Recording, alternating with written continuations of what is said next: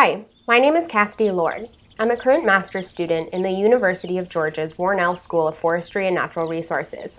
I'm also vice president of the Upper Oconee Watershed Network, a volunteer-based nonprofit that focuses on water quality monitoring and drinking water source protection in the Upper Oconee River Basin. I've been working on a project that implements water supply watershed protection through long-term forest land conservation in the Upper Oconee River Basin. Essentially, I'm developing a payment for ecosystem services fund that helps private woodland owners put their property into conservation. Before beginning my master's program, I graduated magna cum laude with my Bachelor's of Science in Environmental Health from UGA. I have 12 years of experience in outdoor education and resource conservation. I have done everything from whitewater expedition guiding on the Colorado River to amberjack tagging off the island of Maui in Hawaii. My passion for all things water has taken me around the world to explore Earth's diverse aquatic treasures. I've been involved with the Upper Oconee Watershed Network, or UON, since 2012, and I've been on the board of directors since 2015. I'm currently vice president of the organization and chair of the Advocacy Committee and the Watershed Advisory Committee, a recently formed partnership to support the development of this proposed water fund. The Upper Oconee Watershed Network is dedicated to protecting water resources and improving stream health in our watershed through community-based advocacy, monitoring, education, and recreation. In 1998, we hosted our first annual water quality monitoring event, River Rendezvous. In 2000, we were incorporated as a 501c3 in the state of Georgia. Today, we are a diverse organization that has fully embraced our mission statement. Our biannual Upper Oconee Science and Policy Summit explores the intersection between water resource science, management, and policy in our watershed. Our Recreation Committee is working with local governments to develop the Upper Oconee Water Trail. Our 20th annual River Rendezvous brought in an astonishing 115 participants, and we've expanded our efforts into neighboring Oconee County through our Oconee Waters Committee. There are many unique issues in the Upper Oconee River Basin that make it an ideal watershed for such a project. Acreage of forested land cover is down 20% since 1998. Currently, 55% of the basin is forested. Below 75 to 80%, you start to see negative ecosystem effects on waterways. We have very limited groundwater recharge zones as well. According to the Northeast Georgia Regional Commission 2017 Regional Water Plan, 94% of our treated water comes from surface water sources.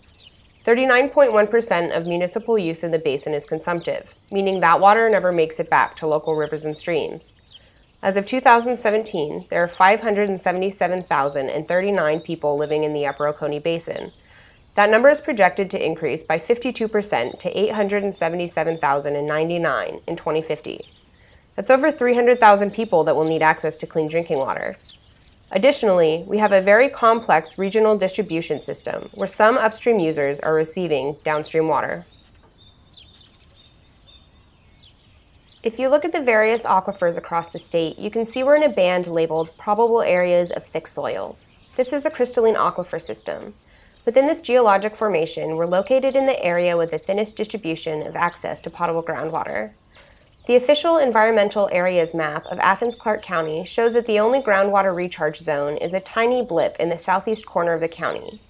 In fact, according to J.G. Beecham, Water Treatment Plant Operation Coordinator William Cottrell, only 2% of ACC residents are serviced by groundwater. You can see why we're so reliant on our surface sources in the Upper Oconee River Basin. A crude map of the Upper Oconee Basin Water Authority's water distribution system shows how much drinking water moves around before it reaches consumers' taps. Let's start at the intake to Bear Creek Reservoir on the Middle Oconee River upstream of Athens. Water is pumped from the Middle Oconee to the reservoir, where it is then withdrawn for distribution. Half of the water is pumped, untreated, to Athens. The other half is treated at an on-site treatment facility and distributed to Jackson, Barrow, and Oconee counties. Some of these counties lease water to other counties and municipalities. For instance, Barrow sends 500,000 gallons per day to Oconee County. All of the recipients of this water and all National Pollutant Discharge Elimination System permitted facilities discharge into either the Middle or North Oconee River. There are currently 27 NPDES permits and 7 Phase 2 MS4 storm sewer system permits in UOBWA participating counties. Since we already used Barrow as an example, let's take a closer look at the water that they receive. Essentially, Barrow County uses water, treats it, and discharges it into a waterway. This water is sent down the Middle Oconee River to Athens, where it's redirected to the Bear Creek Reservoir, treated again, and returned back to Barrow County. This is a closed-loop system. Any degradation to water quality caused by Barrow County and upstream users will be passed on to Barrow County residents who consume their water later on.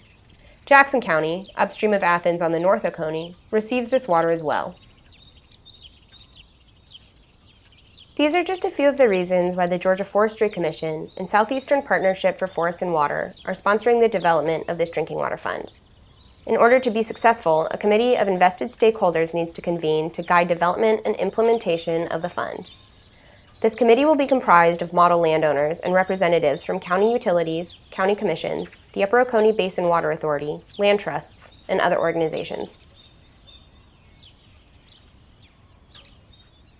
I have multiple outcomes I would like to achieve, which have been delineated in a project work plan. Quantitative outcomes include the successful generation of funds, increased acreage in the short term, and in the long term, increased base flows in water supply watersheds and reduced treatment costs for drinking water. Qualitatively, this work will secure the longevity of forests and ensure proper land management. It will guide development away from environmentally sensitive areas, and it encourages multi-jurisdictional collaboration between counties and municipalities. Project goals include adoption of ordinances or enabling legislation by the Association of County Commissioners of Georgia as a model ordinance.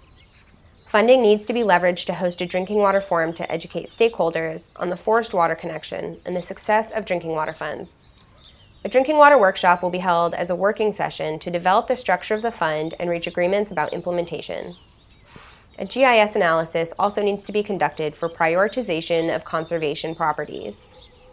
Ultimately, this fund should be able to operate sustainably with inputs providing enough to meet conservation goals. Many successful water funds exist across the country to serve as models for development of an Upper Oconee Basin fund. Although forest conservation for drinking water protection is not a novel concept, it is a conservation practice that is gaining traction as we turn to more holistic, system-based land conservation. This work is an opportunity to provide a huge service to our community. Not only will it help permanently protect drinking water quality in our source watershed, it will also advance collaboration between governments within the basin. I hope you see as much value and potential in this project as I do. Thank you for your time and consideration. Have a great rest of your day.